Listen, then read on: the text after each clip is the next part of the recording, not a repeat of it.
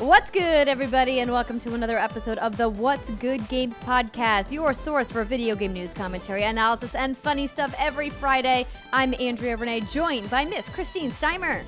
Hello. And Miss Brittany Brombacher. Hey, y'all. Welcome, ladies. It's Tuesday. It is. It is. It's a little bit earlier in the week that we are recording the show because we are going to Fargo and Steimer is going to Europe. That's right. Hell yeah. What's Good Games is traveling this weekend, and we hope that we are going to see you there. We have a fantastic show planned for you. We've got a special guest interview with Lyndsay from the Sims team talking about their big university announcement this week. And we've got hands-on impressions of The Outer Worlds, which just came out, which we're very excited to talk about. But before we get to any of that, we've got some housekeeping we'd like to go over with you guys. As you guys may have seen on social media, we are promoting our Extra Life event that's happening in Fargo, North Dakota. Yes, my hometown this weekend.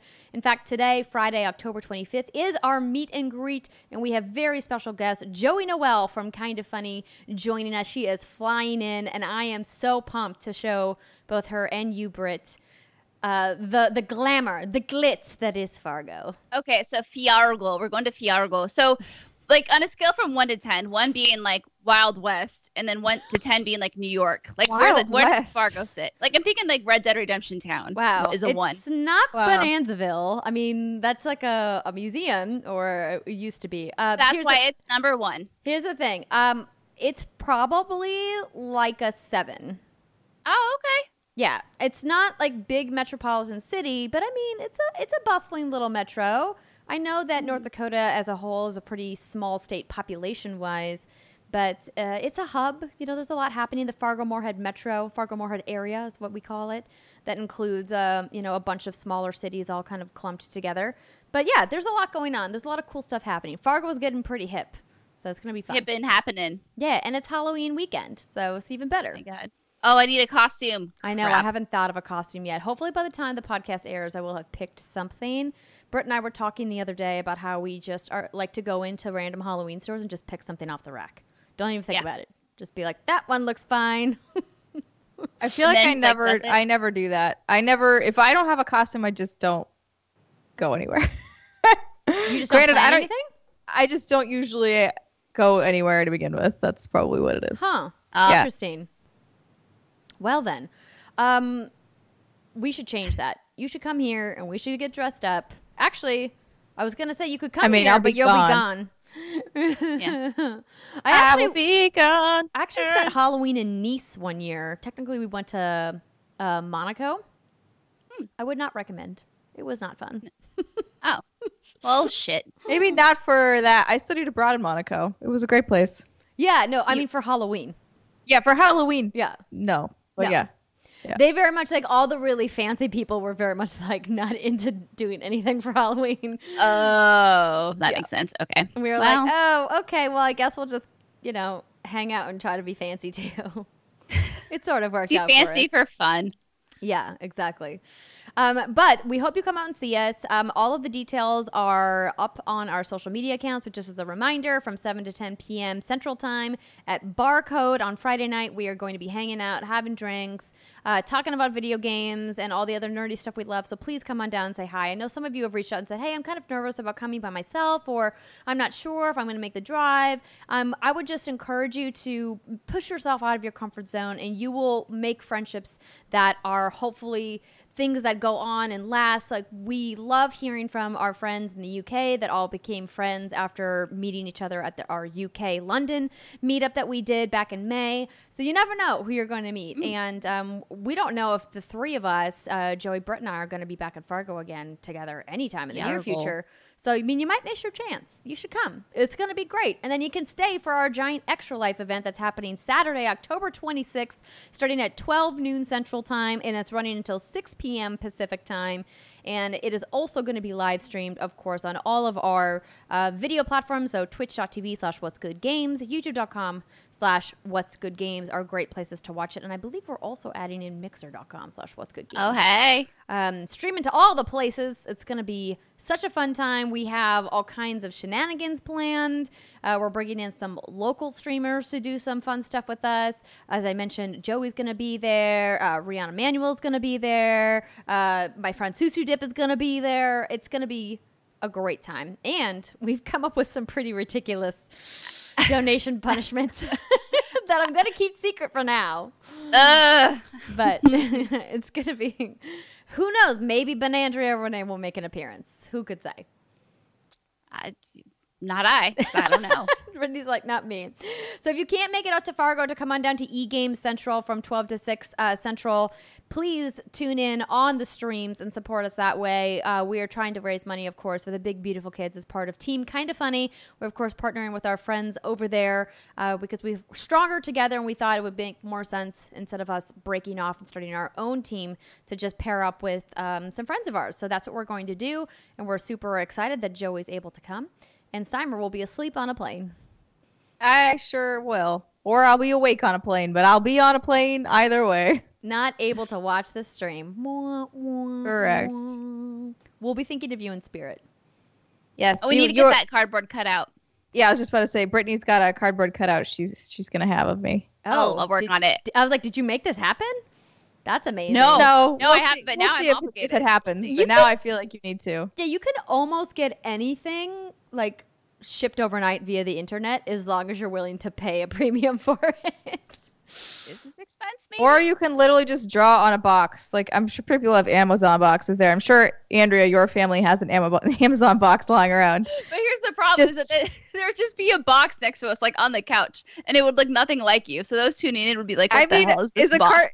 Yeah, it's not supposed to look like me. Well, okay. I got you covered. Fine. You'll be there in one way, shape, or form, Steimer. Yes. Yeah. So we're excited for that. And, of course, we want to give a giant shout out and thank you to everybody who has taken the time over the last few weeks when we've been reading 1-star reviews to leave a very funny or sweet or kind or thoughtful 5-star review. There have been so many of them coming in since we've, started doing this bit, and it's just like, it gives me all the feels. You guys are so nice. It's really nice. There are some pretty good 1-star reviews that I was going to pull for this week, but I was like, you know what? Nah, let's just thank everyone who's given us the 5-star reviews. You guys are awesome, and we're seeing the fruits of your labor in our podcast rankings. So thank you. Yeah, it means a lot to us. As we say every week, we know that not everybody can financially contribute to the show, and it's one way to help us out by just taking a few moments of your time to going to your favorite podcast platform and leaving us a nice review. Okay, let's give a nice big thank you and shout out to this month's Patreon producers. Alex Rigopulos, Chewy's Godson, Faris Attieh, Dasvid Iacolucci, and Mohammed Mohammed. And welcome to patreon.com/whatsgoodgames, Jason Baloney, Brady Elhard. Oh, I should say welcome back. Andy H, Lauren NG. No, NG. How do you pronounce that? I don't know. Yeah. I think it depends, but yeah, I think so. Or bad. Peter Yitterstrom.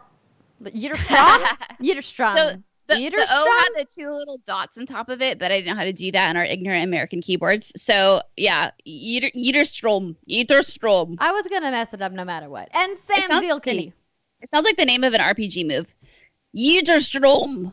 It does. Indeed. Yitterstrom. Yeah. Okay, that's it for housekeeping. Let's get into the news. This week, our first story is all about the Outer Worlds and how the embargo has lifted. So we are obviously recording the show on Tuesday when the embargo lifted. It's now Friday when the game is out. Hopefully you're playing it or you're planning to play it because it's super fun. Britt, you want to take this one? Yeah. So currently, this is recorded, like you said, on Tuesday, the 22nd. So as of right now, on PS4, it's sitting at an 86. Xbox One, it's at an 85. And PC, it is at an 82. And obviously, we'll talk about this a lot more in the next segment. But I thought it would be fun to pull some quotes and just kind of, bask in the glory that is the Outer Worlds, because I'm having an awesome time. So from GameSpot, they said, the Outer World is consistently compelling throughout, and it's a superb example of how to promote traditional RPG sensibilities in a sharp, modern experience. Game Informer had this to say: the team at Obsidian excels at encouraging creative experimentation within its responsive and absurd setting, ensuring that every visit to Halcyon is full of delightful surprises. And Destructoid said, despite some nominal issues that might be easier for some to hand wave than others, Obsidian has fallouted recent Fallout efforts. Fallouted recent Fallout efforts. Fallout. Yeah, it's really cool to see this game getting so well received, and I'm excited to talk about it in the next segment. Yeah. Hooray. I like it when games do well and people are happy. It's a rare occasion on the internet, but when it sure happens, yeah, it feels it is. real nice. Then I still feel good time. And Except for that Greg Miller who's underwhelmed by it. What's that all about? Oh, well, I know why. I mean, that's not surprising. He doesn't really... He always says he likes those games, and then he never does. No, I haven't heard his reasoning. I'm just giving our friend shit. But yeah, he said he was going to talk about it on Gamescast this week, and it kind of made me a little sad that I'm no longer doing Kind of Funny Gamescast, because I definitely would have gone toe-to-toe with him. But he's not wrong that there's a few things, we'll get into this. I'll put a pin in it. He's not wrong there's a few things that feel kind of trapped in time. But my counter argument is, but if they do it real good, who cares? So yeah. Yeah. I mean, good RPGs, you don't need to reinvent the formula. You just got to make it polished. So the game is polished. All right. So congratulations to Private Division and Obsidian on their first brand new IP under their new Microsoft overlords. Technically, this was the last game, part of their previous publishing arrangement, and now everything will be published, I believe, underneath Microsoft. I don't know how they're going to work that. Xbox Game Studios. Yes, that's the thing. I don't know how they're going to work that with Private Division if they make a sequel. Maybe they'll like split it or something.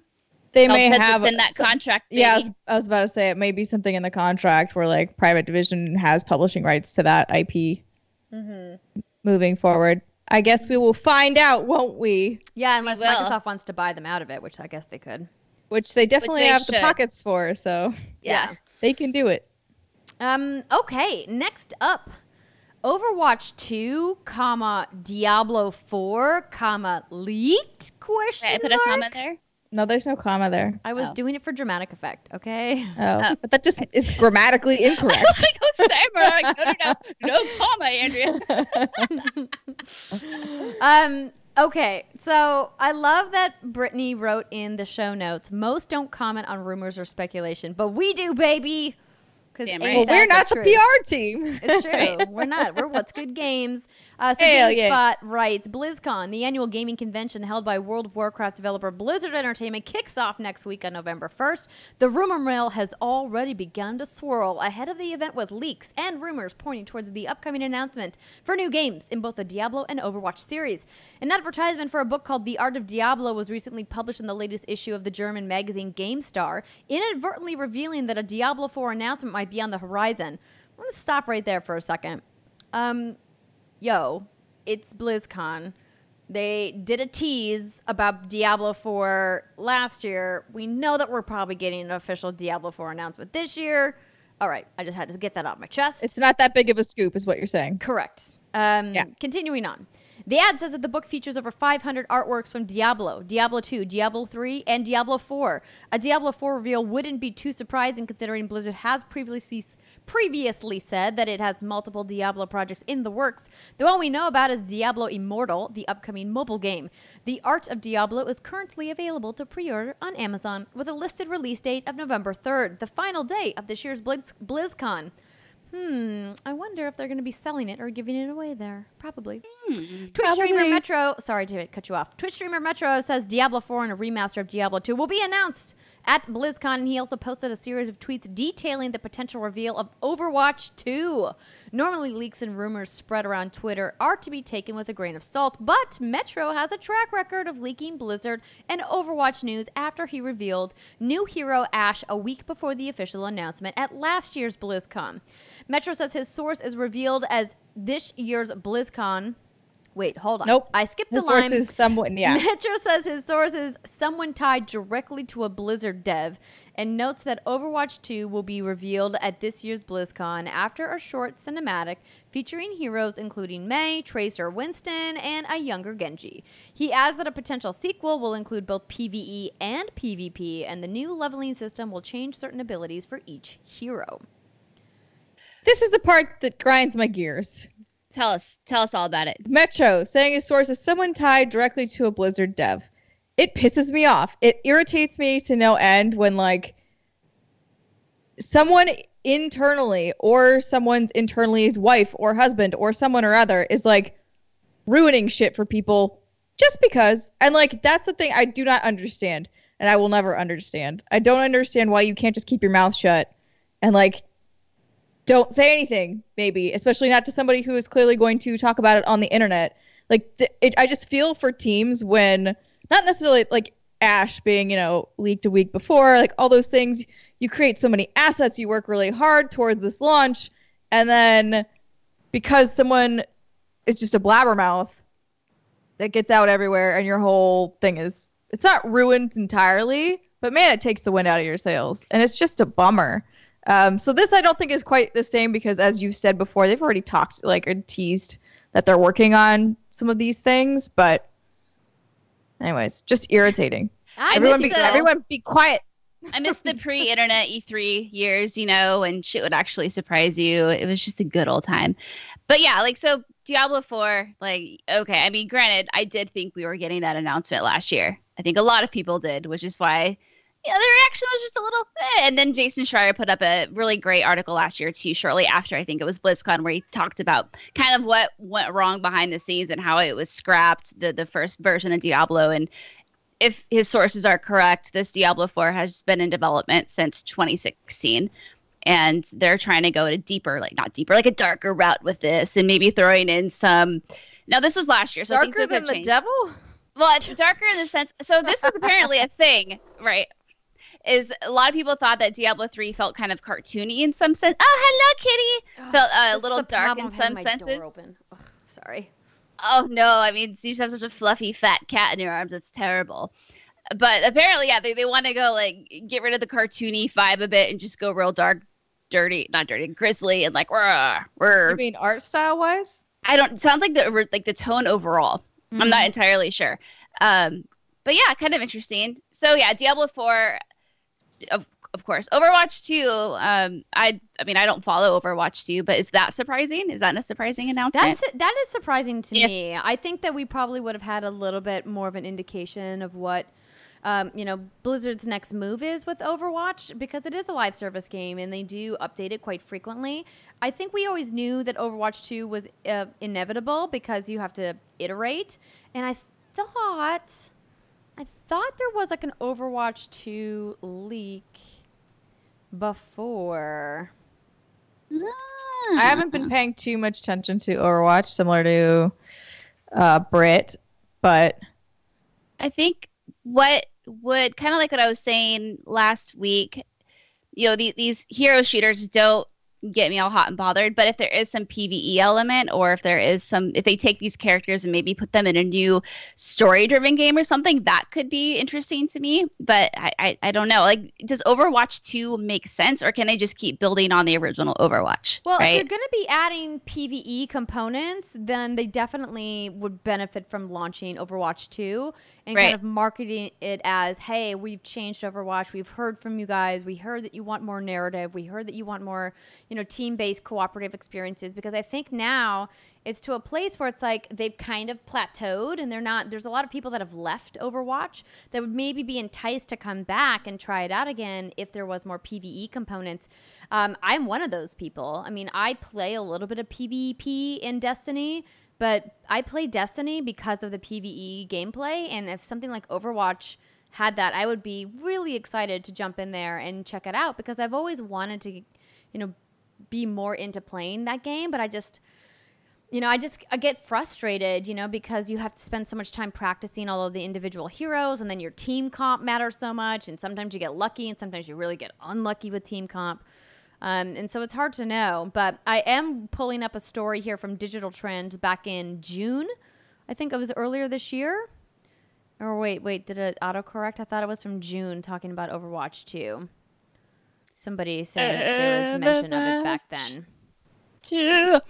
Yeah, I agree. I think if they do a PvE style game, it would make sense to call it something, its own thing. Don't call it Overwatch PvE. Yeah, that would be a really bad title. That would be. This is why I don't play video games. That's why I do agree. I would be excited to play some Overwatch PvE, because the few times I've played it, I really enjoyed a lot of the gameplay elements. But as you said, Andrea, for me, like, competitive head-to-head stuff has never been my cup of tea. And also, there's just way too many factors with other people that I don't want to deal with. But I would happily play a lot of that in a PvE scenario. Mm-hmm. And then also worth mentioning, Metro said Diablo 2 remaster will be coming. So if you believe this Metro guy or girl, apparently a Diablo 2 remaster will be announced, which would be fucking awesome.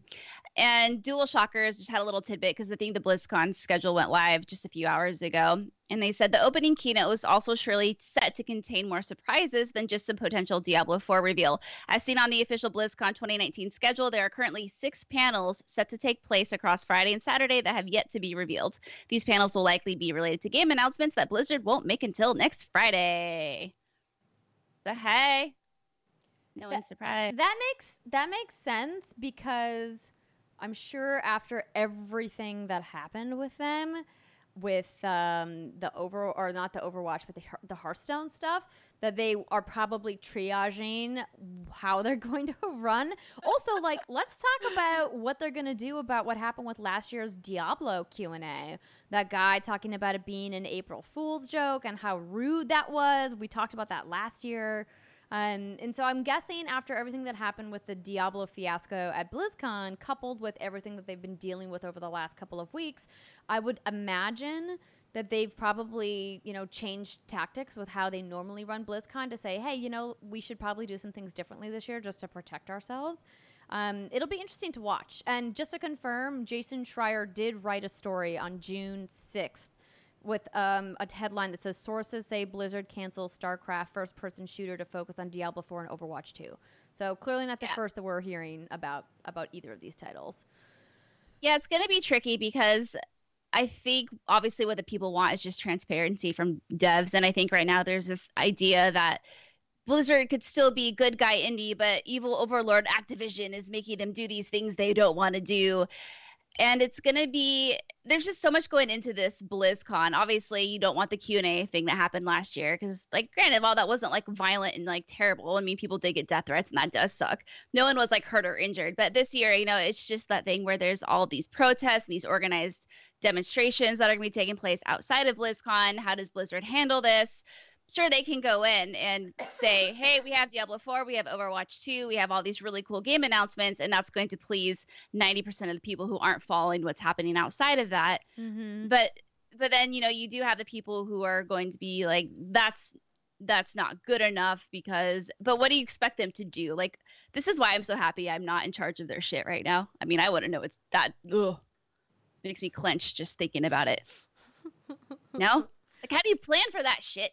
Yeah, no, like I feel you. Like, I get it. You don't. You can do it. You can do media training. I mean, it would be interesting to hear, from PR specialists about, like, hey, like, if you have like a director who normally goes really off topic, or if you have fans that are going to ask you about microtransactions, like, like, to be a fly on the wall in the room where they talk about, like, how they're going to combat that stuff. Like, I mean, I just think about the poor, like, EA public relations team, and how, like, they have been dealing with the same questions and the same responses and forum posts and everything for like the last 2 years since Battlefront 2 launched. Oh. And just being like, okay, so we've got a big event happening. This is how we're going to handle these questions and this, and just kind of like hear their strategy. So I would just tell people to turn around and run away. Just run. Don't even look back. Naruto, run the fuck out of there. That would be one way to deal with it. You did Don't know if media it would be the training at one best. point, didn't you, Steimer? Did you ever do Yeah, media I did training? PR. Yeah. Yeah, I media trained people. So like, how do you have any like fun stories that you can say about like how you guys would plan for media training for like a game launch or like a game reveal or anything? I mean, it's nothing like super sexy, to be quite honest with you. It's a lot of like, okay, here are your main talking points. The minute it devolves past these things, you either try to redirect and say, hey, I'm not here to talk about that right now. I'm here to talk to you about whatever. Mm-hmm. Or if they are persistent, that's when the PR team can step in and cut the interview short. If the person is being like, it really depends. Usually you don't, but there are certain cases where you would, if it's getting like aggressive on some level. Yeah. And then a lot of the times, like, you kind of have to just roll with it. And either if you have a good relationship with that person after, work with them on, you can like try and, I don't know, get better answers to them if like the person's completely nervous and fucking up all of their answers. But like, yeah, it's just super, super dependent on the situation. And ideally that doesn't happen. But it's tricky when it's live Q&A too. The live Q&A is infinitely harder than anything else. I would think they aren't doing them. That would be my guess would be you just don't offer it. Like, because that's the only way to be safe in this situation, is to not give people the mic. Because you don't, or you're going to have to pre-screen everybody and just hope that they don't get up there and go rogue, which again, you can't control. So I think if they're looking to have a safe space this year, they're probably eliminating as much as they can of the unknown factor. And a lot of that unknown factor is, unfortunately, community involvement. So we'll see how it goes. I feel for them, and I know that this is going to be a difficult BlizzCon for them. So Godspeed, all of you. Yeah. And I'm actually excited to see more from Diablo Immortal. Just saying. I don't hate that. I'm excited to see whatever obviously we know 2 of them, but like, what are the other things that Blizzard's working on? It'd be really interesting to hear about. Yeah, I'll be watching from the safe distance across the internet. Ah, yes. The safety internet. You'll just be like wrapped up in a blanket with some popcorn. Oh, yeah. Hair in a high ponytail. It's going to be great. Yeah, that sounds good. I thought about driving down there, but nah. Yeah, that just sounds kind of like a garbage fire. I think home would be best. Yeah. Because then I can be in my onesie. My MeUndies onesie. All right, next story. Steimer, you want to take this one? Sure. Steam's Remote Play Together feature enters beta today. This comes to us from Polygon. A few weeks ago, Valve announced an upcoming Steam feature for fans of local multiplayer games like Towerfall Ascension or Nidhogg. Instead of forcing players to invite their real-life friends over to play video games with them in person, which I know, like, majorly sucks, players can now connect over the internet through the new Remote Play Together feature. This new feature hit Steam's beta program today. In the announcement, Valve revealed up to 4, and sometimes more, players can join a remote play lobby together to experience local co-op, local multiplayer, and shared split-screen games. The best part is that only the hosting player needs to own whatever the game in the group is that's playing. The process of setting up remote play together is very simple. First, players need to opt into the Steam beta. Then you need to go and launch a local multiplayer game, which will open the Friends menu and then select the new Remote Play Together icon and start playing. Each player's input should behave as if it's plugged into your computer, Valve said, and the game is displayed to your pals, not to your desktop. Over the beta period, Valve intends to stabilize the network connection and optimize it to work better across different hardware, and Steam Remote Play Anywhere is available now, as we said, in beta. If you have friends that don't live near you and you want to play these games because they are mighty fun, you can now play together, which is really nice. I think it's really cool. Yeah. So I did some scouring to see what games, because the idea is that this feature will work with any local co-op game. But some of the reviews of people playing this beta with the games I've found so far has been Rayman Origins, Towerfall Ascension, Spelunky, Enter the Gungeon, Cuphead, and Killer Queen Black. And so far, all of the impressions have been great. So I think this is awesome. I mean, nowadays, most games I feel like only offer online co-op unless it is a smaller, indie title. But a lot of those are some of the best co-op experiences you can have. So, if you have friends that you've made that don't live near you, and maybe you just didn't clean your house that night, maybe your litter box stinks. I don't know.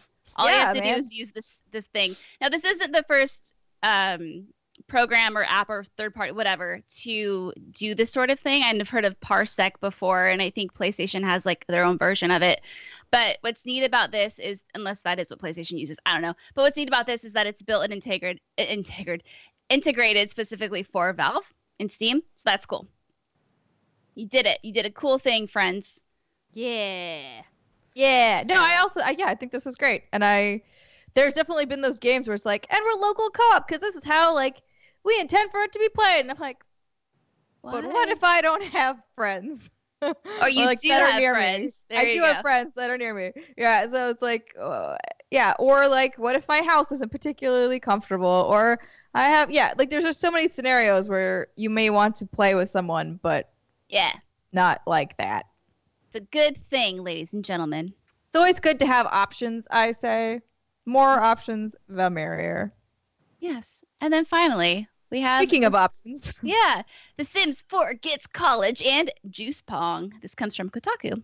The Sims 4 college expansion pack, Discover University, is coming to PC on November 15th and consoles on December 17th. Simmers, such a funny word, Simmers everywhere can now breathe a deep sigh of relief that one of the most longed-for expansion packs is soon to arrive. Discover University comes with a new world. Oh my god, Brightchester? Brightchester. Oh yeah, I was reading that all wrong. Brightchester. I was like Brightchester, where Sims Worcestershire sauce. Okay, where Sims can enroll in either the Ivy League flavored University of Worcestershire sauce or the tech-focused Foxbury Academy.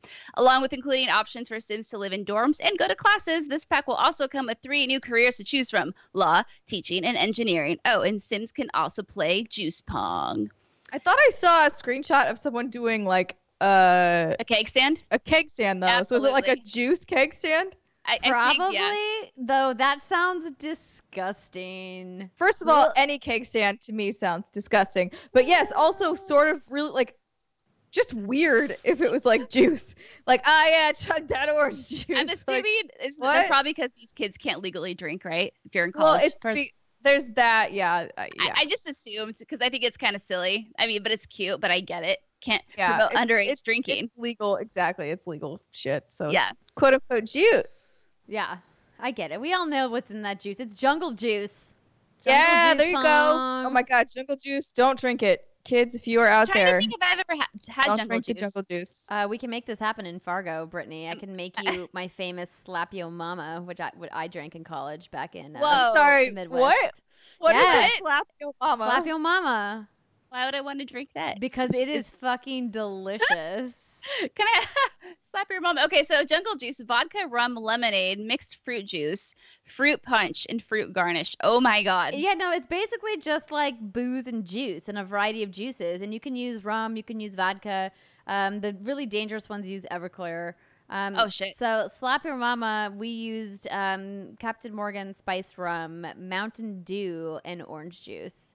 But I've been making a more refined version because, like, essentially, if you boil it down, a more refined version. Well, because if you think about it, the core flavors essentially replicate like what a Mai Tai is, except it's like very just like basic bitch, like. So is this a tap your mama instead of a slap your mama? Okay, but tap your mama, I feel like gives it a whole nother meaning.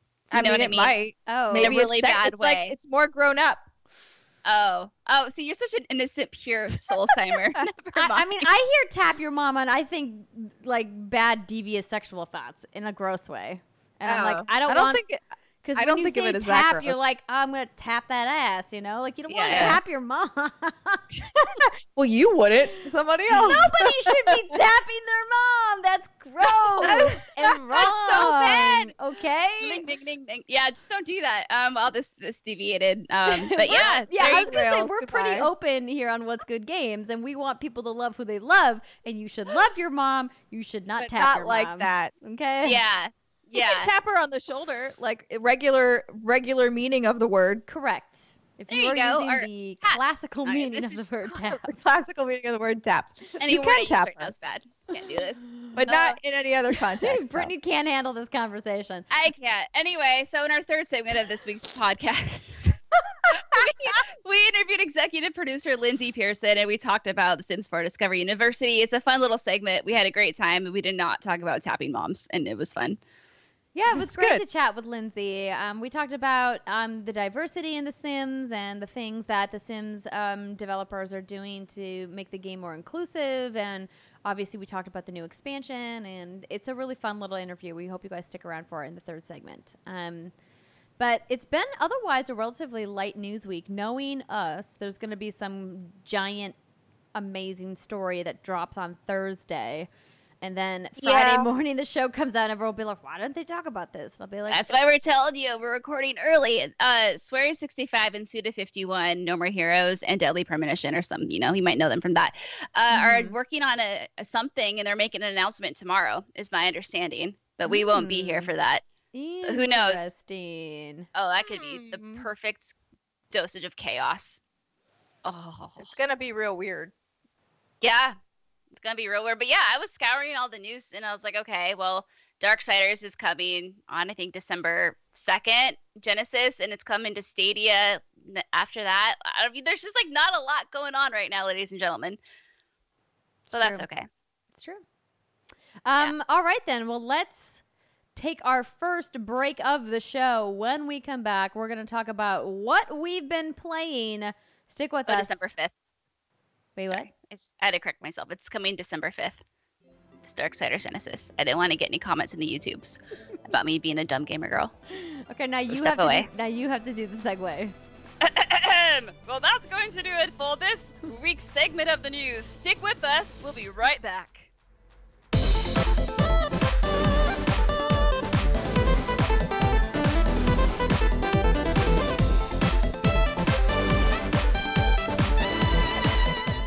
What's good, everybody, and welcome back to the What's Good Games podcast. It is segment 2 where we talk about what we've been playing.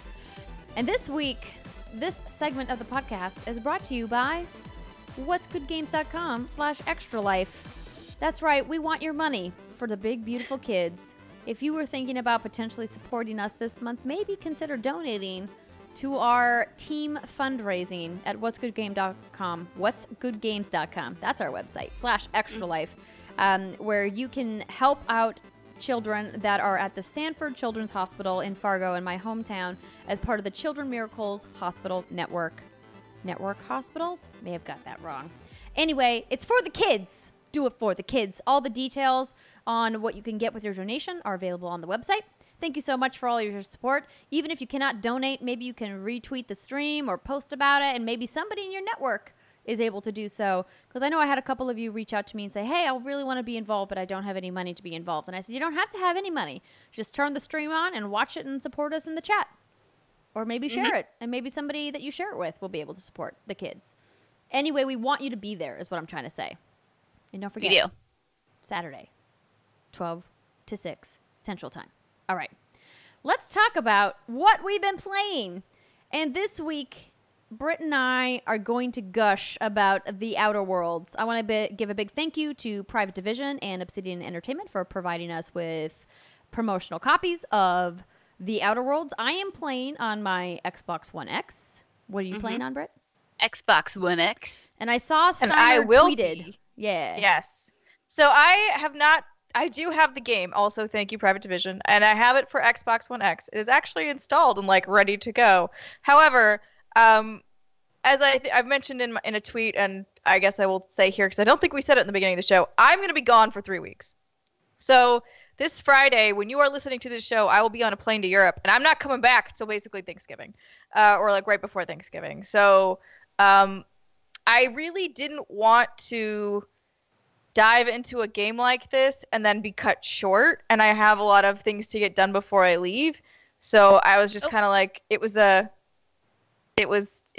an easy decision to make, but I was like, I will let Andrea and Brittany play this game and give their thoughts on it, but I will be participating at a later date when I'm back and get to like totally dive in. What happened? What happened, Britt? Oh, you guys froze for a hot minute. But we came back. Yeah. You did come back. Yeah, I was getting ready to take a picture because you both lovely ladies had the very derpy expressions. But then you snapped back, so I couldn't take the picture. I'm kind of sad about it. Good. Yeah. I'm sure if you just take a random freeze frame of the video at any point, we'll have a derpy enough face that's complimentary. Yeah, it's true. Yes. I don't blame you, because in the few sessions that I've had with the game, I have played for an obscene amount of hours into the wee hours of the morning. So my first session, I sat down on a Sunday and played probably from 9 a.m. to 11 p.m.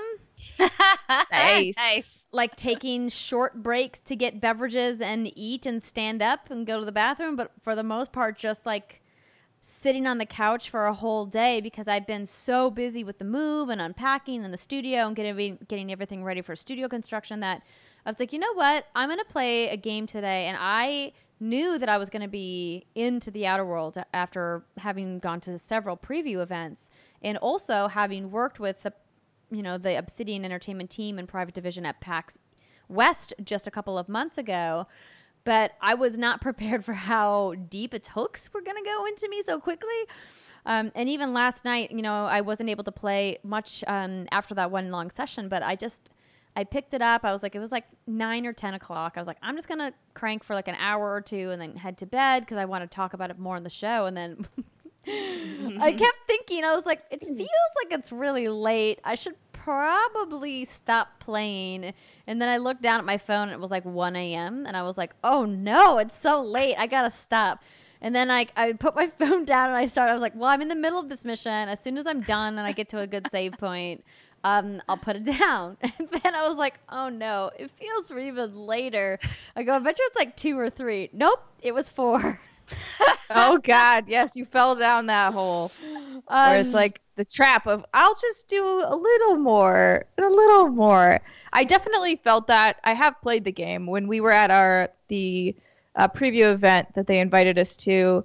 And I think that's also what informed my decision to not jump into this, is because I could already, even in that short amount of time, we had like a few hours with it, I felt those hooks like graze my arm, skin, and I was like, okay, I'm picking up what this is putting down, and I know exactly what this is going to be for me, and so therefore I'm going to make the adult decision to focus on getting ready to leave and not just, because I would probably be just like you, Andrea. I'd be like, oh shit, it's 4.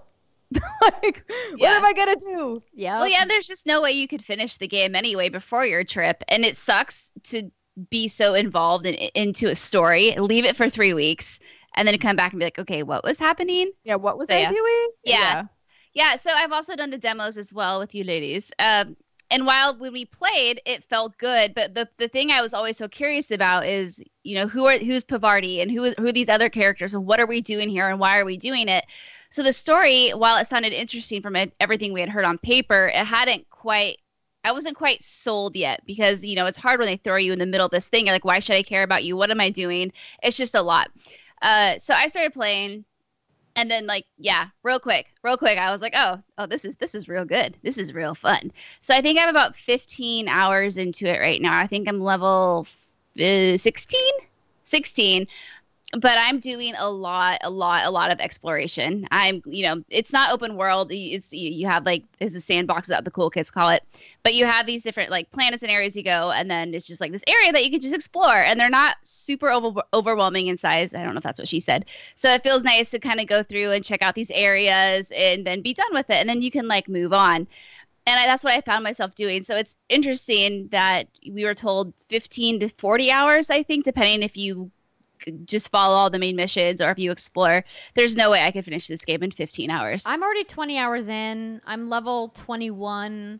I don't know how anybody could just skip all the other stuff. That would be like a second or a third playthrough, though. Like when you're like just crit pathing it, trying to do something different that you hadn't seen before. That's when it's probably closer to 15 hours. Potentially. But I mean, from a difficulty standpoint, there's been moments where I've walked into areas where I very clearly was like, nope, I gotta leave because there's a giant boss or there's a giant enemy or something, and my companions keep dying, and like I have to like constantly run for cover. And when you're right on the cusp of being like where you're almost there, but you're not quite, where you're like pausing and eating like your consumables like every like minute or two. Yeah, you're like, can I make my way through this fight? Barely. And then you start the fight with like way too many consumables, and when it's done, they're like gone, and you're like, well, now I have to go restock all my stuff.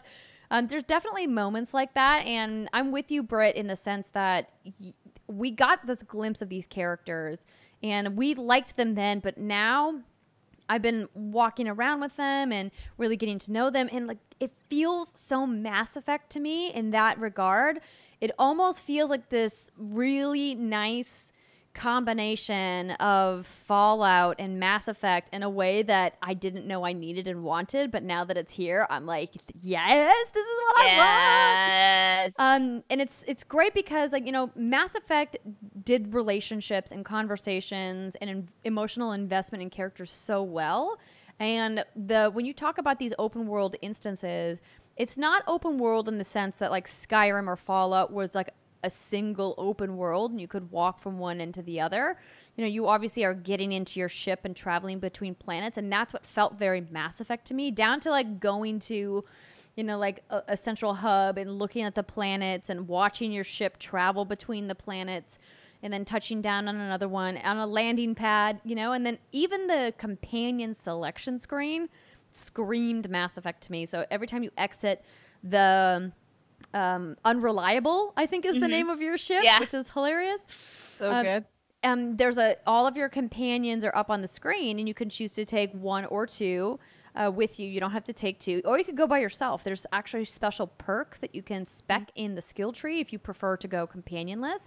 But what I've noticed is that there's just the right amount of banter between the companions without it feeling annoying. I do notice that when you use their special abilities, they only have a set amount of dialogue that they rotate between, except for Nyoka, who just screams every time, which is hilarious. And it hasn't gotten old yet. And I love how they each have distinct personalities. There's specific companion quest line like Mass Effect. I don't know how it's going to affect the outcome of the game because I'm not there yet. I'm not to the end, but I hope that it has, some influence on what happens in your decisions. And so far, I'm loving it. I think the game is just so well polished. I think the gameplay is fun. The first person shooting mechanics obviously aren't the best, but that's not why I'm playing this game. If I was playing just purely to play a shooter, I would just boot up Destiny 2 Shadowkeep and play Destiny. But I'm playing The Outer Worlds because of the narrative, because of my investment, because of that grindy gameplay that just sinks its teeth into you and doesn't let go, and you just like, you play like I did until 4 a.m. because you're like, the gameplay loop just feels so good, and I'm so happy that it feels great. That said, there are a couple things, that I look at it and go, dang, it really would have been cool if this didn't exist or if they had addressed this. And I think a lot of those issues come down to the fact that Obsidian didn't have, a full AAA budget to make this game. It was their first IP with Private Division, and even the interview that we did with the narrative team with Carrie and I think Brian, when we did the preview event, they both said the same thing. They were like, there's these things that we wanted to add, because I remember, I think we were talking to them about romance options in the game. We're like, oh, you're going to be able to romance your companions. And Carrie was like, unfortunately, no. And she's like, maybe in our next game we can talk about that, but, we really just had to limit the scope. And a lot of that came down to not only us just editing to make sure that we weren't adding too much into this game, but also like we just didn't have the budget to make as big of an RPG as we were dreaming of. And so I think that gives us a lot of hope that if this game does well and Microsoft, is happy with how it performs, they'll help fund whatever's next for the Outer Worlds and say maybe we can make it bigger and better next time. How did you feel about the loading screens, Britt? Yeah, so I haven't had any issues because you chatted about this with me before we shot the show. And so then I was like, okay, I'm going to start paying attention because by that point, I'd maybe been like 8 hours in and I hadn't noticed anything. I mean, they're there, obviously. Very few areas when you enter a building, especially if it's like a factory or something, is it seamless? Usually going into houses is no problem if you're like in a little settlement. But yeah, there may be like 10 seconds. And I don't know, maybe it's because the loading screens are very like funny. Granted, they do recycle a lot of them, but they're not the worst example of loading screens I've seen. So it hasn't really been an issue unless you find yourself fast traveling here and there, and then you got to go here to do that thing and then fast travel back. But I think the way I've been playing is just a lot of exploration. I'm uncovering the entire map first, and then I go into one area. And like these little factories are almost like little mini dungeon crawls, right? But obviously imagine like a little factory setting in the sense that you have all of these doors, you have key cards you can pick up. There are enemies, there are generally NPCs. There are different ways you can approach certain situations inside there, depending on like what the quest is. So anyway, going off track, but loading screens have not really been an issue for me. No, I mean, they haven't been an issue for me. They've been working as intended. I, in fact, haven't had any technical problems at all, which is, to me, same, incredibly impressive for a game of this scope and this size. So I'm playing, again, on Xbox One X, and I have not had a single, like, texture pop in. I haven't had any hard crashes, no freezes. The reason I brought up the loading screens because it was the one thing that glaringly stood out to me as something that a lot of other studios have optimized and hidden in modern games, but that it felt very dated, that there was just so many loading screens, like a loading screen to go in and out of, specific buildings, to go in and out of settlements. Because I think about a game like Assassin's Creed Odyssey, and there was just so few loading screens in that massive open world. But clearly that game had a much different scope and budget than the Outer Worlds does. And so I'm just chalking it up to that they just didn't have the resources to take those loading screens away. That said, they weren't particularly egregiously long. There just was a lot of them. And so it became noticeable at like hour 20 of the game where I'm like, oh man, there's just a bunch. But that said, it hasn't taken away from my enjoyment. I'm really glad that you mentioned this exploration and kind of this dungeon crawl aspect to going into buildings and certain settlements and things like that.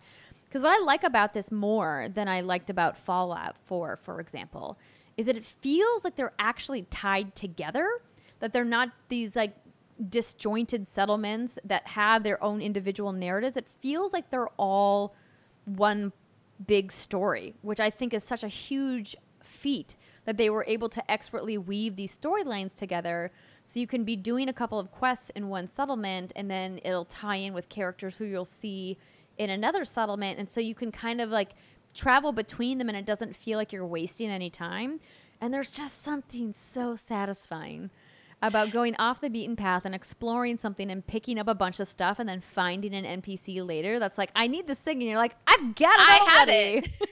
And you're like, here you go. Turn in the quest automatically. Yeah, it's a really good feeling. And that's been one of the joys for me too, is just hopping into this world and just figuring out what's going on, putting the pieces together, because that's the whole idea, right? Is you've been thawed from this colony ship and you are now like, okay, it's been, what is it, like 70 years or something, whatever it's been. What the hell is going on? And the ship you're on is just like a fairy tale to the current people living in the colony. And it's cool to understand the politics and kind of where this is going. Just to set expectations, and I can't spoil anything because I don't know what's going to happen. But there's only 2 different endings, basically. I've looked into this. And depending on, I'm assuming, what major decision you choose, but then you're going to get, like, the slides at the end. You know, your decision made this happen. Your decision made that happen. Just so, people... So when you say there's only 2 endings, you mean, like, cutscene cinematics? That's what it sounds like, yeah, because I looked into it. It's kind of like who you side with kind of thing, right? Sure. That makes sense. Yeah. So the other thing I'm really loving is just the deep RPG mechanics in this. I feel like it's been such a long time since I've played a game that truly allows you to customize your character. You know, how much science, engineering, how much persuasion, intimidation do you want them to have? How much one-handed? How much? It's just so good, and it's so great to be having these conversations with these NPCs and to kind of like work that silver tongue and make them do whatever you want. Oh my God, I'm so excited to talk my way through this whole game. Oh, yes. Dude, it's so good. Britt, tell me about how you spec your character. Okay, well, I'm not sure how I feel about this. So, you know me, I'm a melee person at heart. Like, I can't shoot shit to save my life. So one of my main things I put a lot of my points into at the beginning was melee combat. And it's working out okay. It's pretty obvious to me that this game was not designed to be a game where you use a lot of melee weapons if you're not willing to really get good at it. You know, you have to get good at dodging. You have to know, and the dodging is like a double tap. So you have to dodge, and you're limited on you know, how much you can dodge. You have to wear probably heavy armor, and it's fine, and it's fun every once in a while to pull out a big melee weapon and smack an enemy upside the head once in a while. But obviously, I'm just playing on the typical standard normal mode, and I think I'm a little OP for my area where I am right now. So it's an effective way of smashing skulls for sure right now, but you know, it definitely the health bar goes way down very quickly. So you can't face tank.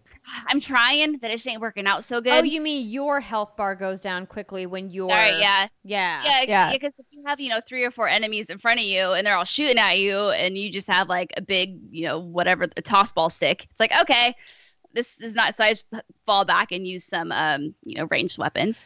So that's the main way. I've noticed that, like, the bullet...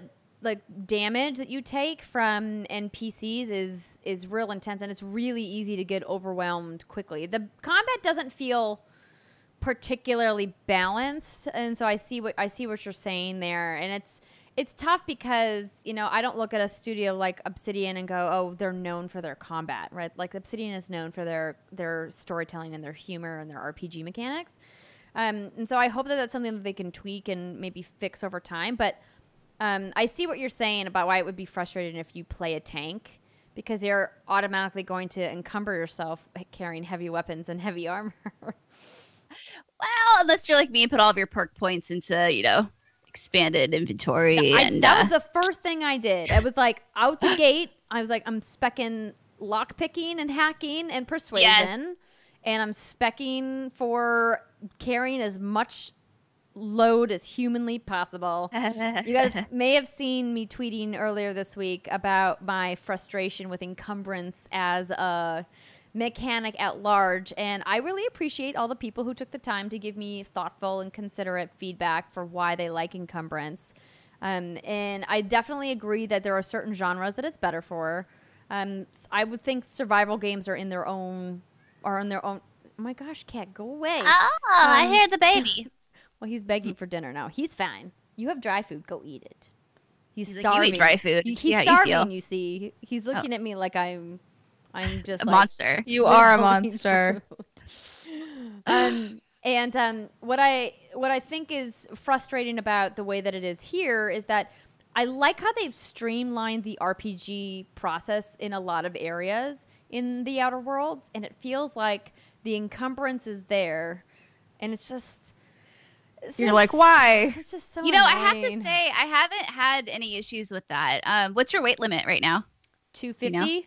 Okay, mine's 190. I'm the hoarder in games, and I feel like I have been hoarding. In real life, so what's going on? Well, you drop it, Steimer. I'm not a hoarder in real life anymore. John Drake called out one Andrea Renee as a hoarder. That's our new target. Well, he called me out as somebody who needs to loot every item that's lootable in video games, which is true. I'm a trash panda. If I can pick it up, I will pick it up and put it in my inventory, and I will sort through my trash and see which one's treasure and which ones I want to get rid of. I was just laughing at his tweet about why it took 3 days to unpack the garage. That was really cute and funny. Well, it's because we have a lot of studio gear. Okay.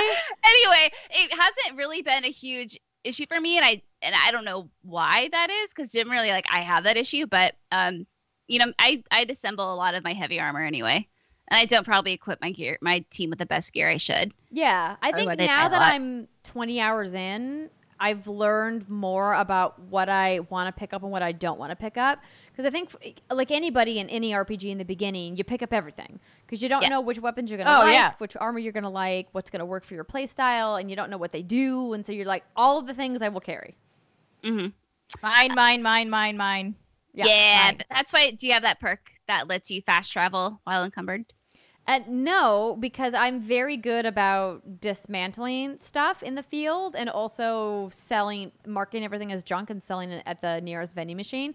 What's interesting is that there's vending machines scattered very plentifully around the world, and I'm just assuming that they're designed for people in the higher difficulty playthroughs so that they can buy like consumables that they need for fights coming up, because I haven't felt compelled to buy a single thing from a vending machine, with the exception of like lock picks. Same. And like the bypass shunts to do hacking on the computers. And I just buy them, even though my hacking and my lock picking skills I usually don't need them, but I buy them because I'm like, they're cheap and they don't weigh anything. They weigh 0. So yeah. I also use them to sell stuff, because once you get to a certain level, you can actually sell your stuff there at a vending machine. It takes a little bit, but yeah, it's like engineering or something. I think it requires, I don't know. Yeah. But this game's a real treat for me, because I never played Fallout New Vegas, and I've just never been able to get into a Fallout game before. So it's kind of I feel like I'm getting a real nice lean version of those kind of games, because it's not true open world, right? And I think this game isn't designed to take you 100+ hours, which is really great. And so it's a real treat for me to kind of experience something like this. And I wasn't sure, how long the game would hold my attention, but it has my attention by the balls, and it's just really fun. The one thing it's not a huge gripe, but it's like, okay, whatever. I'm not going to hate you for it. But the UI I don't mind the UI. Some people are saying it's terrible, but the map, I wish there was a mini map in the corner that you could toggle on. And I wish it would show you multiple quests at once on that map, because right now what you have to do, if you have, let's say, like 15 side quests at a time, you kind of have to go through and see. And granted, like, I appreciate the side quest system, because it does give you an extensive history on like what you've done and what you have to do and where you have to go. It's pretty obvious. But, if you have, let's say, 3 quests on this one planet, it would be nice if you open up that map of that planet and it showed you where you had to go, what you had to do, or at least like a marker. I don't think they do. No, they don't do that. No. Okay, so I was getting confused, because if you're doing a quest and it has like 3 different objectives, those 3 objectives will show up on your HUD, and you'll have like little green arrows where you have to go, but it won't show any information about other quests you have in that same area. Yeah. Not a huge deal, but no, it would have been nice. I'm with you that the map system could use a little work. The thing that kind of grates me the most when I'm in my menus is that when you're hovering over an item, the pop-up that shows you the specific stats of that item covers the rest of your items. And it's so frustrating to me, because I pull that up because I want to compare it against all of the other things that are in my inventory. But you can't see them, because I'm like, oh, do I have a duplicate of this gun, or do I have a duplicate of this, piece of armor or whatever? But you can't see it because the sub menu pops up and it covers the rest of the inventory. And so like that to me is like that's so annoying. But like I wouldn't look at it and go, this is terrible. I've certainly seen way worse UIs in my time. And that to me is like a super fixable thing that if they wanted to potentially patch that out, they could. It was interesting when I had tweeted about my encumbrance frustration. Chris Charler wrote me back. He works at Xbox now, and said, sometimes you have to design an encumbrance system because the inventory system you broke was actually broken. It's funny. His exact tweet, at IOCat, if you want to follow him. It says, if you design your inventory system poorly enough, as I have done in the past, you sometimes need to avoid having the game crash. And that's why encumbrance is a design choice. And so I wrote him, I said, now, see, this is a reasonable answer. And he says, I still have a dream of making an RPG with no encumbrance, traps, or poison. So, that makes sense. Yeah, he's of course, the ID at Xbox director over at Microsoft and Xbox.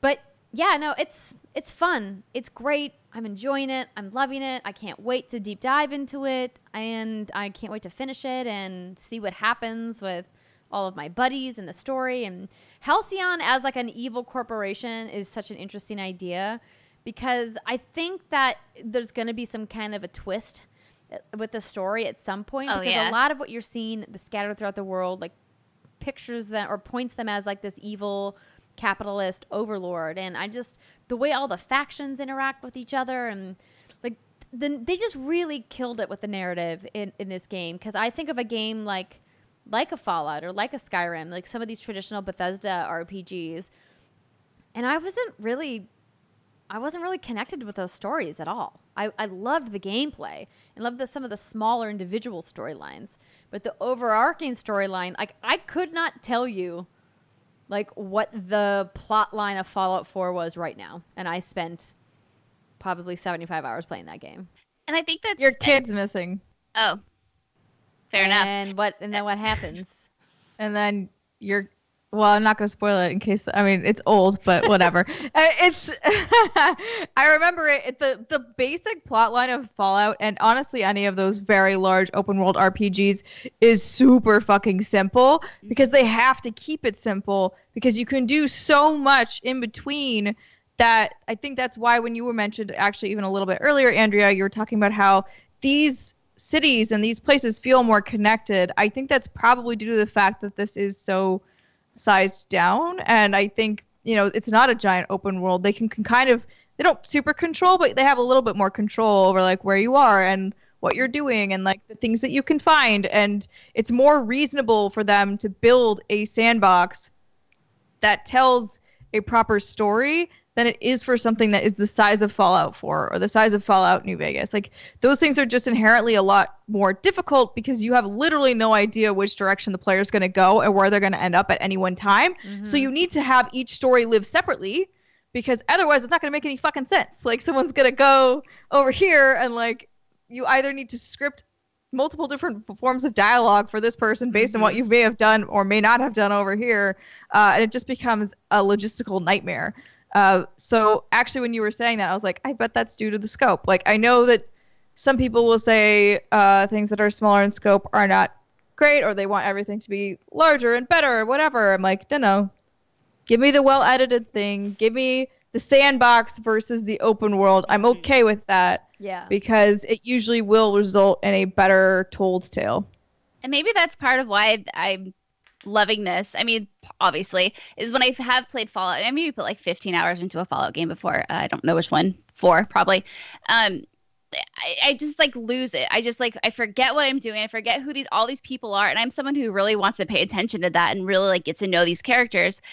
But it just gets to be too much going on at once. But this game, like I said, it feels like a lean version, like the fat's been trimmed, and I feel like every character you meet is interesting in some shape or form. Granted, like most of the NPCs in the world will just say like, "Hey, how's it going?" or "I like Sissy Pig," as they should. No one should really talk to you that much. No, but the ones you do talk to that have unique names, they're all very quirky. They're all extremely well written, and they're just genuinely entertaining to watch and to interact with, and it's just real nice.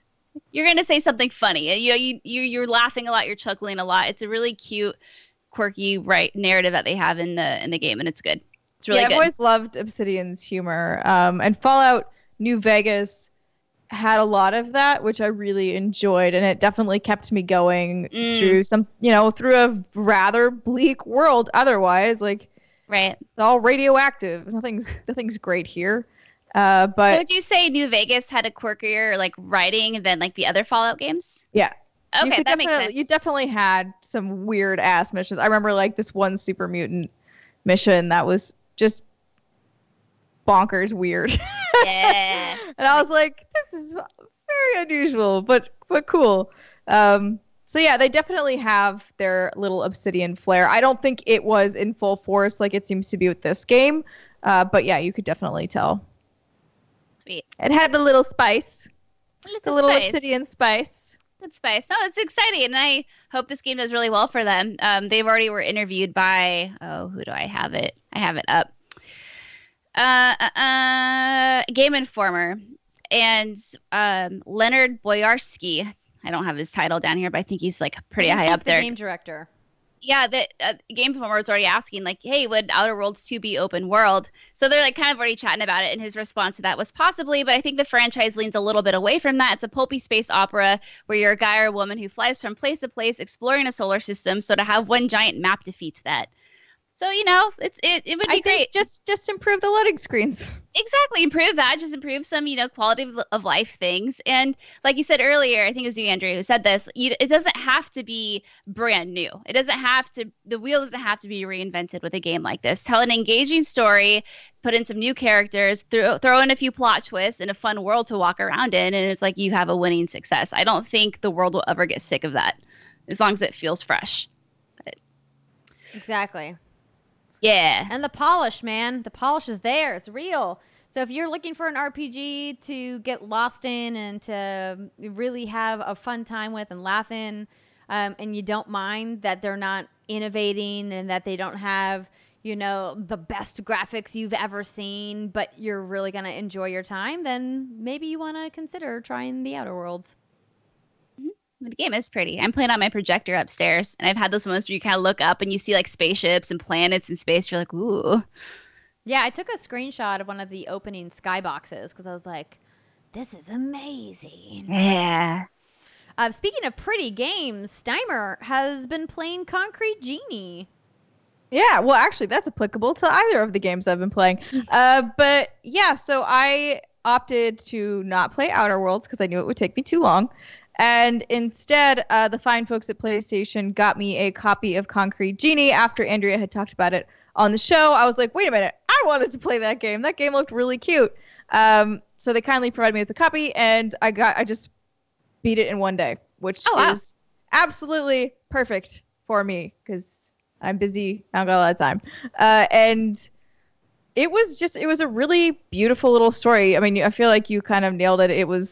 It's interesting how like everyone's version of that city will look a little bit different depending on their style, or I feel like mine was probably the ugliest thing in the world. Like which things did you use the most? Which ones? So I used at first I was like at first I had the intent of being like, I'm really gonna try and make this look really good. But then I found that the sort of Northern Lightsy one for the first round was the easiest one to light up all of the lights with. So then I just started slapping that everywhere. And then there was like a few other ones like that. And then eventually I'd use like a thunderstorm or whatever, just to whatever I could clear the lights fastest with. Because the idea is like you have to light up everything in the city, light up all the darkness. And in order to do that, you have to like paint underneath it. And so there's some stickers or paints that are blobs, basically. Like, so there'll be like a sun that's more of like a sticker. Same with apples. And then there'll be ones that are more of like a paintbrush stroke, where you will, like the Northern Lights, where you can just, or there was a wind one, and you can have a little bit easier time maneuvering that with your PlayStation controller to just be like, shunk, all those lights are lit up, versus like thunk, thunk, thunk, thunk, like just slapping stickers on this wall. There was one time when I accidentally, and this is when I just was like, well, it's gone to hell in a handbasket now. I was going to light up this one wall, and I accidentally had the apples selected. And so then I was just like, slap, slap, slap. And you can undo it, so that's not, but I was just like, well, this is an apple wall now. Like, I just... You live here. I just slapped a million apples on this wall. It looked really stupid. I did not care for it, but it's still there. So, you know, and hanging out. And I have to say, a lot of my masterpieces were definitely not, but either way, it still manages to make them look pretty because of the art style, the way that it's painterly. Even if you are complete crap at art, you can make something that looks halfway decent, because I did sometimes on the occasion. And I really enjoy colors in games. I love it when people play with them and make things really vibrant and beautiful. And so I thought, yeah, this was a really nice, fun game. I will say I was not expecting it to turn the way it did. So this isn't super spoilery, but like toward the end, you don't do combat like the entire game, and then it's like, ta-da! It's a regular game. There's combat. Here you go. And I was like, wait, what? Why? But even still, I didn't find it to be that bad. And I was like, okay, I guess I can this is fine. I can deal with this. It definitely didn't outstay its welcome. It's a well-edited game, so you will, I think, have a good time with it if you wanted to pick it up and give it a shot. Nice little tale. Yeah. Now me, as a Microsoft Paint artiste, would I benefit from this game? Yeah, girl. I think you would really enjoy it, Britt. It's nice. It's a nice game. I'll just add it. I had trouble with was I couldn't like super lounge back on my couch and play it because you have to use the light bar to be your paintbrush. And so I had to like sit up straight, you guys. Like, oh my God, it was so hard. I was so tired. Oh my God, your life is so fucked up that you had to like. It was horrendous. I can't believe this game made me have a good posture. It was better ridiculous. talk like 3 points from your review because that's unacceptable. It's now a 5 out of 10. Oh my God, yeah. Take that, PlayStation. But yeah, it was a fun little game, and then I got another code. So thank you to the PR team for providing me with this for Indivisible. Yay! Also gorgeous. I absolutely adore the art style of this game, and there's a lot of humor in it as well. So if you like the art of Skullgirls, I believe that's the same artiste, same art style. I saw you play this at PAX. We played it at PAX, yeah. Not the most recent PAX, but yeah, last year. Yeah. And so that game finally came out. It's not on Switch yet. It will be coming to Switch at a later date, but I just got it for PlayStation 4 for right now. I really have only scratched the surface of it, but I kind of just wanted to give it a little mention here because it is out, and like you should go give it a go if you like it's like a side-scrolling action. I don't know that I would call it an RPG. The wiki does, but I'm like, is it? I don't know yet. It's kind of a mashup of genres, and it's got this really cool anime art style. We first saw this game at Judges Week, not this year, but the previous year. And this was a Kickstarter game. Did you mention that? No, I didn't know that it was. Yeah, so let me pull up the Kickstarter details. And, I mean, I was really taken aback when I first played this because generally speaking, this type of game is just not for me. So it's from the creators of the Skullgirls, and maybe it was just Indiegogo, and they raised over $2 million for what they are dubbing the 2D action RPG from Lab Zero. That's the name of the studio. And it's got this really fantastic anime art style that reminds me a little bit of Avatar: The Last Airbender. And so they did all of these rewards as part of their fundraising campaign, and now the game is out, and like the gameplay is really fun. It's really interesting how they kind of are combining like this side-scrolling. I don't really want to use the term Metroidvania because it doesn't feel like that, but you would be able to speak more to that than I. It's pretty light, but yeah, I mean, yes, it does technically fit that bill, but Yeah. But you have like one with that tiger on you, right? Sorry, there's a lady with a tiger. Yeah, okay, Razmi is amazing, and I love her. So yeah, she's basically a lady with like a tiger pelt on her, and she's really sarcastic and dark and dry, which I love. All of the characters are super well concepted, they're well written, and that's what I'm really looking forward to playing this game more, is to just kind of get to know all these people and their stories. So you play as Anya, who's this like very rambunctious teenage girl, and basically like within the first 5 minutes of the game you go to like train with your dad, and then you realize like your village is being attacked and your dad's dead. Like, nice. Rip. And so she has this weird power that only comes in after all of that happens, where she like absorbs people into her head. So that's kind of where like what it's playing off of. And if you see clips of people, it's just like Anya running, like she'll be running, but then when battle comes, the people will like pop out of her aura or whatever and will come to battle with you. And you can like build out your party in different ways. And I think the one thing I'm still having trouble wrapping my head around is the combat, because it's different for me. It's different than what I'm used to playing. And so basically you like are all lined up on the screen, and it looks like, you know, just traditional turn-based RPG layout, but it's not. So like, and then underneath each of the characters, you'll have a certain number of button prompts. So like, you as Anya may be square, and then Dar may be triangle, and Razmi may be circle or whatever. Like everybody has their own face button mapped to them. And when the timer loads, you can hit that button and she'll attack or he'll attack. Then though, you can also, if you push up and hit that button, it does something different. And if you push down and hit that button, it does something different. Right. So this is the part where it kind of like confusing. you have to, yeah, it's a little confusing, and you have to like sit there and think about what the move is you want to do. And then as enemies can obviously run up to you in that time, you can block their attacks. And the better you are at blocking, the easier it'll be, obviously.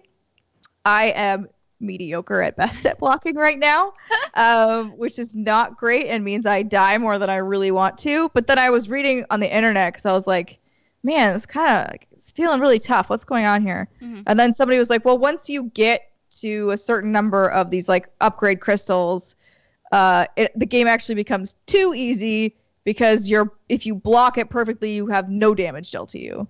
So then if you just sit there and kind of like perfect block and then blow everybody out of the water. I'm not there yet. I'm still kind of on the struggle wagon, trying to like learn the timings and not get too over eager, because I do think this is one of those games where with the combat you need to have a little bit of patience and be slightly more strategic than I'm being. I'm treating it too much like a button masher, which it is not really designed to be. Yeah. Well, because I remember watching you play that, and the combat did look very confusing. And I was kind of like, this doesn't look like a relaxing sit back. Oh my God, you might not be able to like sit back fully, Steimer. Oh my God, I know. Like, what a tragedy. But maybe, like you said, maybe it becomes second nature once you get used to the different combat. But yeah, I think once you start to have, a little bit more time under your belt with this game, it'll probably feel more like second nature to you to be like, oh, I want the heal, that's up and this button, or I want the whatever, that's down and this button. But right now I'm literally just like smashing buttons and seeing what they do because I don't remember, and like it doesn't work out all the time. Right? Yeah, it doesn't necessarily work. But damn, this game is beautiful, and I really, really love the characters that I've met so far, and I kind of wish I had it on my Switch already so that I could take it with me. I hear you. Because it's so pretty. What are you going to play on your Switch? I don't know that I'm going to play anything. So what the funny part is, I saw all the tweets about After Party because that's launching soon. Yeah. And I was like, oh my God, maybe I'll actually bring my Switch now and I'll buy this game while I'm abroad. And then I realized it's not coming to Switch yet. It's just confirmed for Switch. Similar to Indivisible. These games are coming to Xbox and PlayStation 4 on their launch days. And then at some point later, they're coming to Switch. So I think for this vacation, somebody also I think was a little confused on Twitter when I said I was fucking off for 3 weeks. They were like, man, you'll have so much time to play games. And I'm like, no. I mean, like, I'm going to Europe. I'm probably not bringing my Switch. I'm going to bring some books. I'm going to bring my headphones so I can watch the movies on the plane. And I'm going to try and disconnect as much as possible from everything. Good for you. I was going to suggest 2 relaxing games, but that sounds like they'd be irrelevant, but I'll just bring them up. But anyway, so I haven't talked about these because I need more time with them because they're those kind of games. But I have been playing Doraemon Story of Seasons and a game called Stranded Sails, both of which are very relaxing, chill, it's just like, games all about repetition and doing chores. That is somehow the most cathartic thing in the world. But yeah, Jason makes fun of me all the time. He's like, why are you cutting grass and tilling the field and planting seeds? What's so fun in this? And you're doing it every day. I'm like, I don't know. This is my safe place. Of like, it's like The Sims, though. Exactly. Right? Because like a lot of the stuff you do in The Sims is quote unquote boring. You're like, all right, I'm cooking a meal. I am taking a shower. I am peeing in the toilet. I am like doing all of the mundane things. Yeah. And yet I would sit there for hours and hours on end just being like, but I must help the Sim. I must. But yeah, I'll talk about those games later. I just need to spend another probably like 30 hours with them each. Well, I'm glad that you talked about The Sim because it made me think, of course, of The Sims. And perhaps it's a good segue for us to transition to our final segment of the show. I may or may not have had that in mind. I was going to say, you did real good, Steimer. That was real good. Nice work. Well, stick with us, everybody. When we come back, we've got a very special guest to talk about The Sims. We'll be right back. Sausage. Yeah, there we go.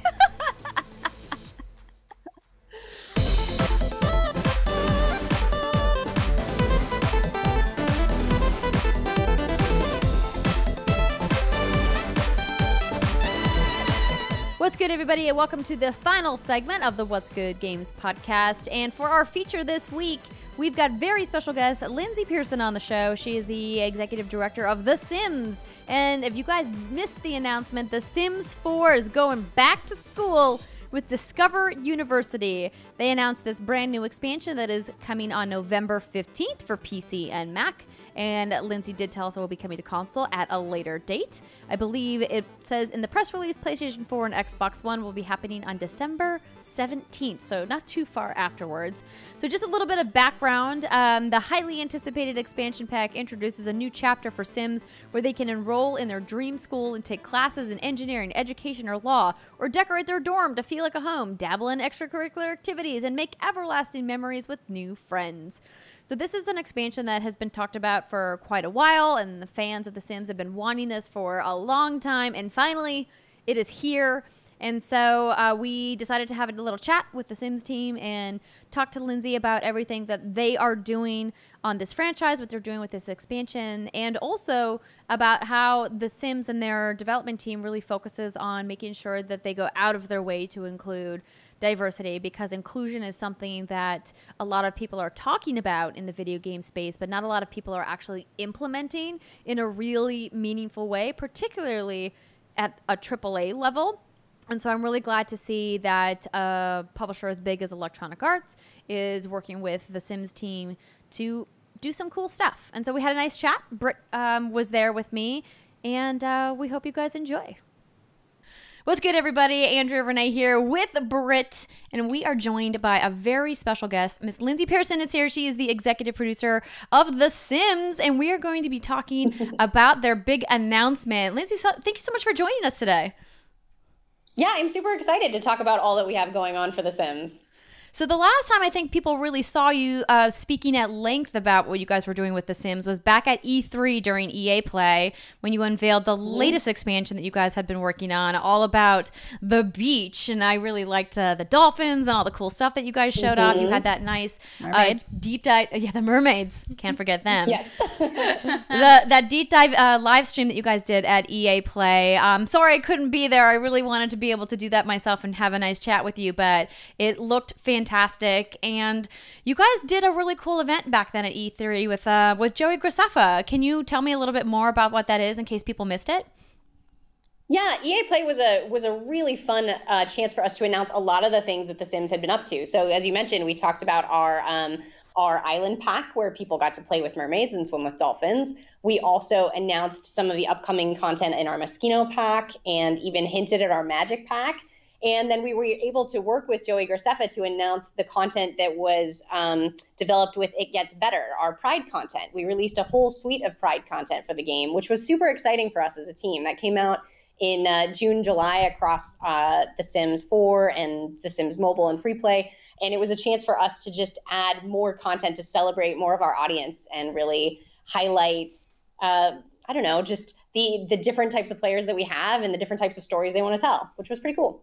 No, that's awesome. We did a big thing for Pride as well. We had a bunch of specialty merch that we were selling on behalf of GLAD, which does a lot of work in the video game space. And I think that, representation is something that we're hearing more and more people talk about, particularly in video games, because it kind of has always felt like video games as a media source has kind of been behind where TV and films has been. And so I'm really glad that more people are putting it to the forefront. So things like the activation you guys did with Joey was so awesome to see such a big company with a brand that's been around for decades saying, hey, this is important to us and we want to make sure that, we're putting a lot of energy and effort behind it. So kudos to you guys for that. That was really awesome. But the Sims community has always been a super diverse place. And I think what's interesting about them as a community is that a lot of them don't actually consider themselves to be mainstream gamers in the way that, you know, the conventional wisdom kind of makes us associate the title gamer. And why do you think that is? What do you think is so unique about Sims players that they kind of have their own world? Well, I think The Sims can be so many different experiences for a player. You can be a builder who may not consider that gaming because you're just creating things, right? You're making art, you're making a house, you're making characters. You could be creating movies and stories, almost like soap operas or novels. And that doesn't necessarily feel like you're playing a game. So I feel like all of these different things might not fit into that stereotypical image of what gaming means. But our players are certainly in The Sims for hours at a time, days at a time, playing just as much as any other gamer might play.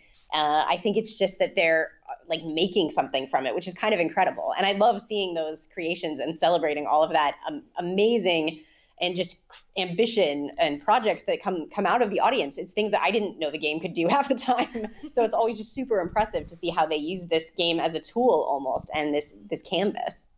Britt, you just kind of dipped your toes in the Sims water not that long ago. Did you get the inspiration to maybe go back and try to build something at some point?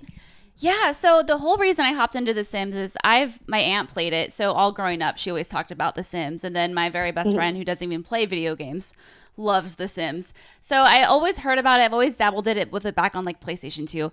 And this was a few months back. There's a lot of stressful things going on in my life. And I said, you know what game sounds really cathartic right now that I really have never played? This is The Sims. So I just hopped in there. I created a whole bunch of Sims based off of some of my favorite video game characters. And I made like a little house. I used cheats, but you know, that's fine. And that's totally the right way to play. It's the only way. And I built like this bomb house. And I just dived in and I just lost like 4 or 5 hours, but lost in a good way because I walked away feeling super recharged and kind of refreshed. And it's a very cathartic game. It's the kind of game though, when we're knee deep in review season, I have to kind of try to step away from because otherwise it's going to take my whole life. Yeah, I get lost in a bad way sometimes too. Yeah, but no, I have that problem. It's been I calling. love to rebuild people's houses. Yeah. Wait, so is this like a personal passion of yours, is to go into other people's Sims worlds and rebuild their houses for them? No, it's actually real life. I like redecorate people's houses that I know. Like my mom wanted to redo her bedroom and I was like, no, let me show you a better way. I'll build it in the game and I'll show you what you should do. So I'll have friends who be like, we need to do something with our kitchen. I'll be like, I got you. I'll show you what you should do. So it's a fun way for me to visualize like actual real world design is to jump in the game. It's just easier. And I sort the real world into Sims dimensions. Like that's just how my brain works now. So I didn't even think about that as a way to potentially make a legitimate design business. Be like, listen, we don't need any of these fancy 3D rendering programs. We've already got the Sims. They've got all of the design stuff right there. You can put art on the walls. You can pick your furniture. It's great. And you can have dogs. Yeah, I'm going to wait for somebody to actually make this a legitimate business where all of their interior designs just are made in The Sims. Pro tip, you can cite us as a thank you once you're very successful, whoever's listening, and decides to take this idea and run with it. Just give us like 5%. Exactly. But I do want to talk a little bit more about The Sims as a game. We will be talking about the big announcement that you guys had this week in just a minute. But what I really love about this game is not only is it super fun and has this really diverse player base, but it really kind of allows people to fulfill fantasies in a way that very few other games can, because it's not just, you know, one game director's idea of what the player should be. You're really kind of making the sandbox universe that's really unique, and we rarely see sandboxes that allow people to express themselves in a personal way the way The Sims does. And would love to hear from you about, you know, what are some of your guys' priorities as a team in order to make sure that that continues and that the community is able to use this platform as a means of self-expression. That's super important to The Sims and has been all along. I think the key for us is to continue to think about the new features we add or the new content we add as sort of colors in your crayon box, right? How do I give you a new way to express yourself in this palette? What is a new new system that could let you try something you've never tried before. And it may not be the way that we thought it might be used, but how do we add more options and add more flexibility as much as we can? And I love that people gravitate to these in totally different ways, right? Some people will respond to a particular new feature because it meant something to them before, or somebody will respond because it's something they want to try or they aspire to accomplish. And both of those experiences can be done in a totally different way from the sort of same set of base content, which is pretty cool. And it's neat to think that this game could be used to be interpreted for all of those super meaningful and personal things. I think a great example of that I remember from Sims 4 is we were creating our second expansion pack, and we wanted to create a more European-based location, but we didn't want it to be anything in particular. We weren't trying to make the real world. But I was so excited that we had put so much reference and detail and love into creating this world that was European inspired.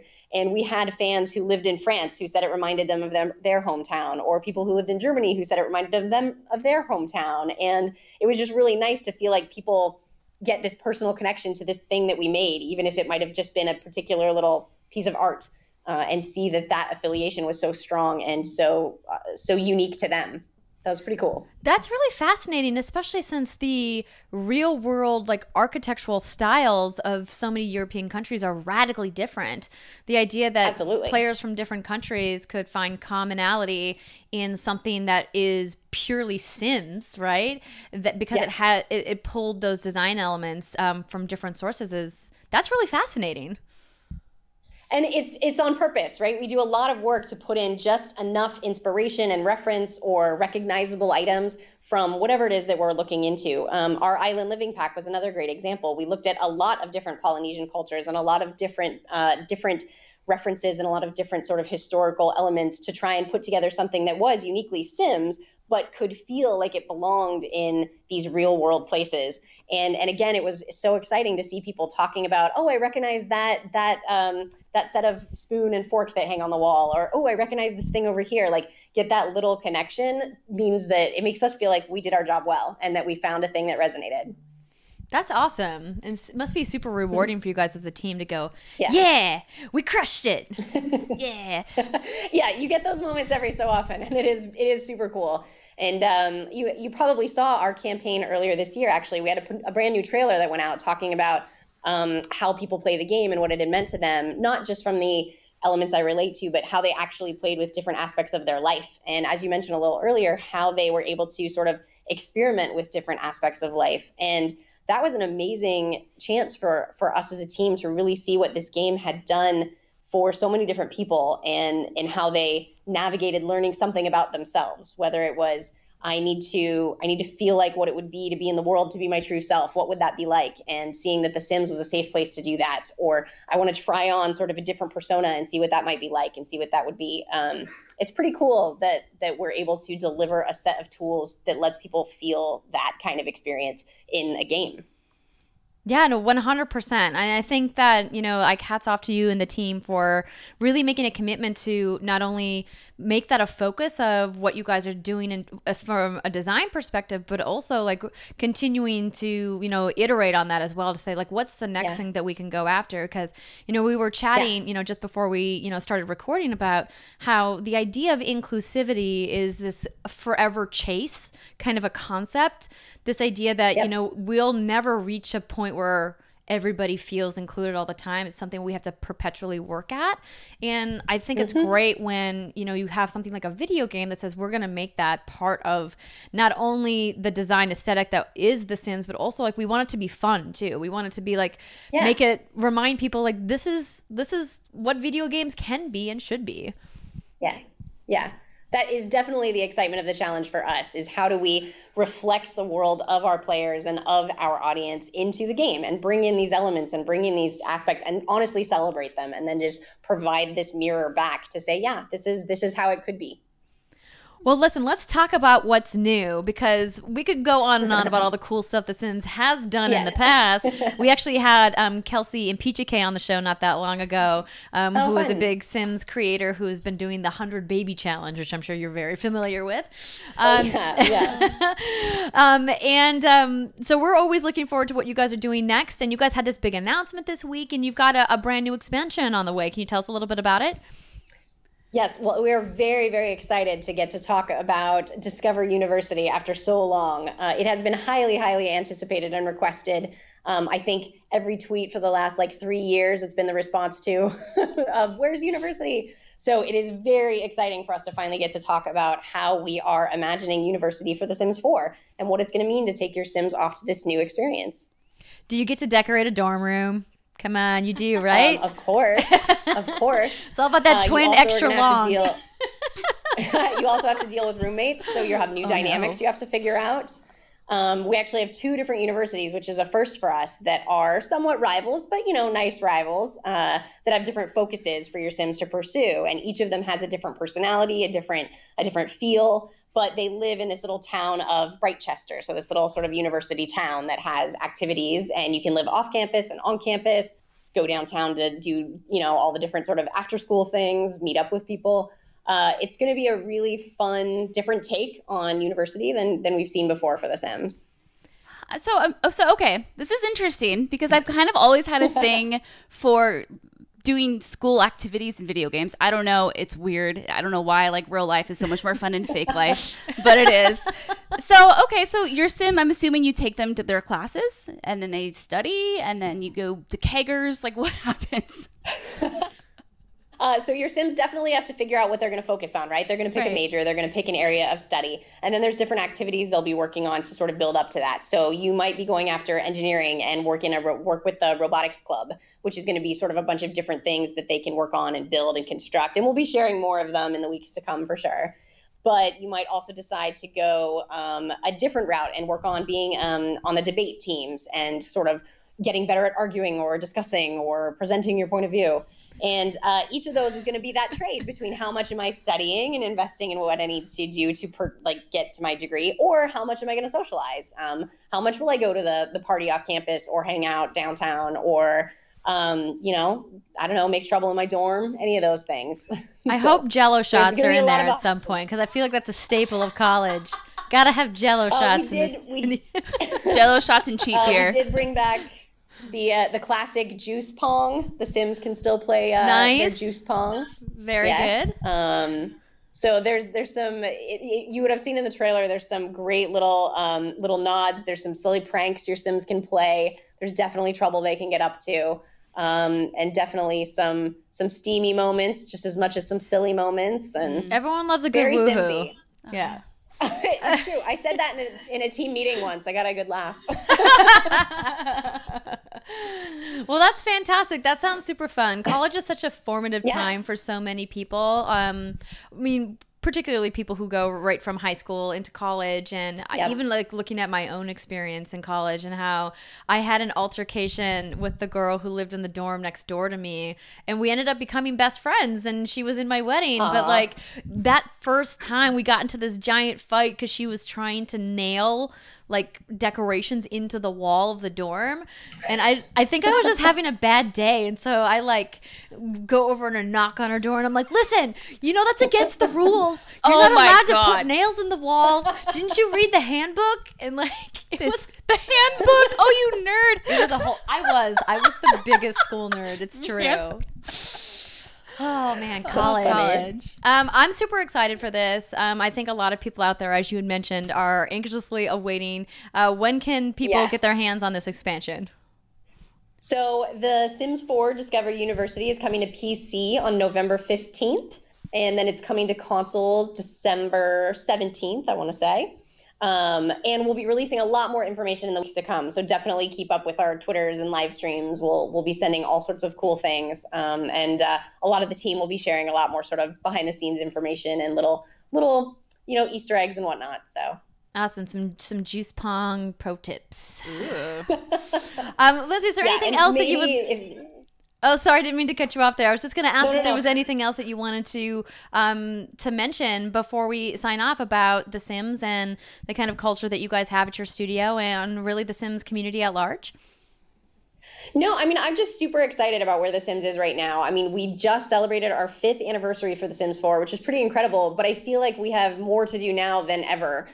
There are so many more things we want to add and things we want to keep growing. And we've had a big year. We just released Magic not that long ago in a Realm of Magic pack. We've got University coming up. there's a lot of cool things that that The Sims has going on. And thanks to our players for continuing to give us great ideas and making such amazing content and inspiring us. And yeah, let's just keep having fun with it. We got lots more to come.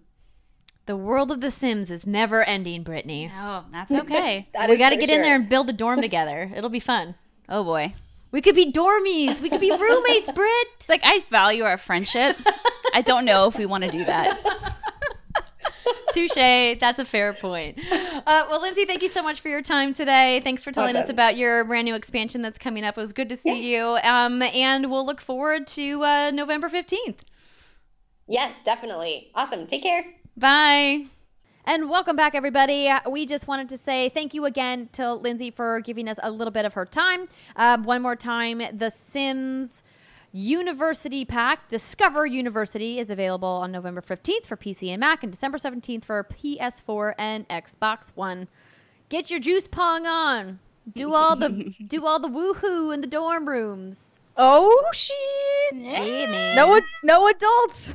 I actually don't know how the woohoo's gonna work. There aren't age. Do they have woohoo? I don't think there's age restrictions on woohoo. Is there? Yes, you have to be an adult.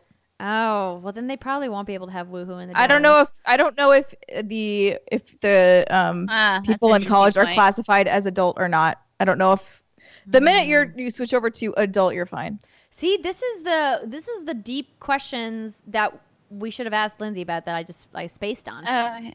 Yeah, I'm like trying to Google this, but don't know if I can get my answer. Sims University Woohoo or Discover University Woohoo, things I did not know I'd ever Googled. Well, well, listen, you'll be able to try it out for yourself. Let us know if you're going to be able to have some woohoo in Discover University. And that's going to do it for the show this week. Oh, did you find an answer?